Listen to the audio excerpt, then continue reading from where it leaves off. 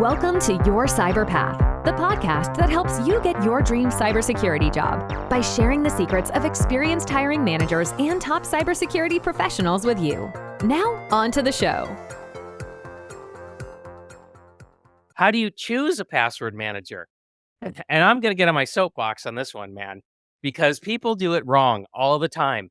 They choose their password manager like they choose a word processor or like they choose a game or whether they want to use Teams or whether they want to use Slack or Zoom. And the issue here is that they tend to choose software based on things like, is it open source versus closed source? Does it cost a lot versus does it not cost a lot? What features does it have? Is it easy to use? All that stuff matters when you're choosing, a piece of software to get something done.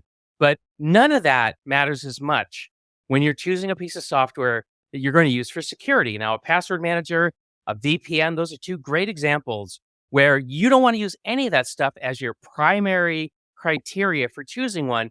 What you have to put number one, and this is difficult, I'll admit it, is the tool attack resistant? That's your number one concern. Everything else comes second in my book. What do you think? Yeah, I definitely agree with that. And the other thing that I see people do is they will choose just what's installed on their computer already. And what I mean by that is if you're on Windows, you have Edge, or maybe you've installed Chrome. And if you're on Mac, you've got Safari, or maybe you've installed Chrome because it is the number one browser in the world. And all of those browsers do have their own built-in password managers.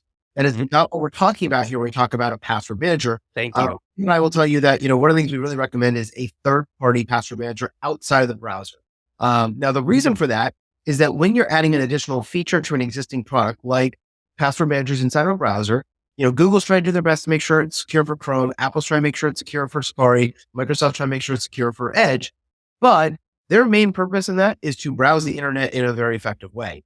So they're trying to make it as easy as possible. And the way those things are stored is not necessarily as good as a dedicated one individual password manager. Right. I'm a little bit older. Kip's older than I am, so he probably remembers, but the audience is probably young enough that they don't remember these things. But when I was younger, we used to have, VCRs, and the DVDs came out. And we had these, it used to be you had a TV and a VCR and a DVD. Then they made this combination unit that had all three. And it worked okay, but it didn't work as good. Like the DVD player worked, but it didn't work as good as a standalone DVD player.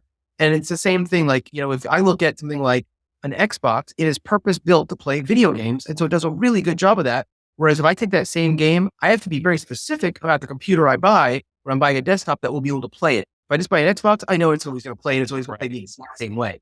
And that's really the difference between using a browser-based password manager. It's an additional feature as opposed to being the core of the product that's all this company does. And they're just solely focused on security.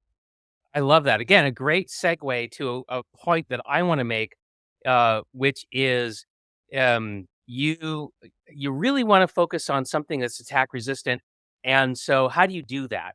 Well, knowing that this password manager is purpose built is one way to do that, right? Because the livelihood of everybody who works at 1Password, for example, depends on them getting it right. If they don't get it right and everybody leaves them because they lose confidence, their company's gone. They have nothing else to fall back on.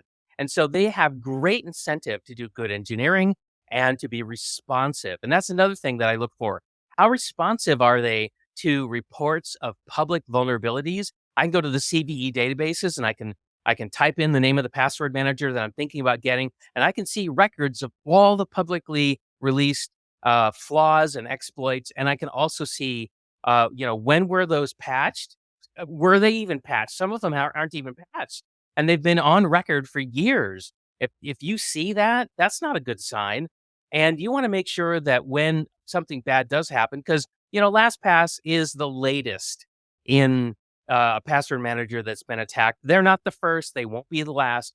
But what you want to see is how responsive are they? How fast are they? I don't think LastPass has a very good record in this, right? They got hacked in August, but they didn't talk about it till November, December. That's not good, right? So there are ways that you can evaluate the attack resistance of a piece of software. So you can do a little bit of research, go to the right places. Like, don't go to PC Magazine and get their recommendation because they're focused on usability and cost as the primary selection criteria. So you don't want to do that. avoid that. And when it comes to VPNs, by the way, most free VPNs are absolute trash when it comes to protecting your data. They don't protect your data hardly at all. They're badly engineered. They're selling your browsing history to other people. And the only thing most consumer VPNs are good for is evading copyright protection, because I want to watch a show on Netflix that's released in the UK and not in the US. And so I'm going to spoof my IP address so that I can get in there. It's fine for that, but I would never use it for anything like super critical in terms of security. Like if I was an organizer of civil disobedience working in a repressive regime like in Myanmar, hell no, I wouldn't trust that thing to keep me safe.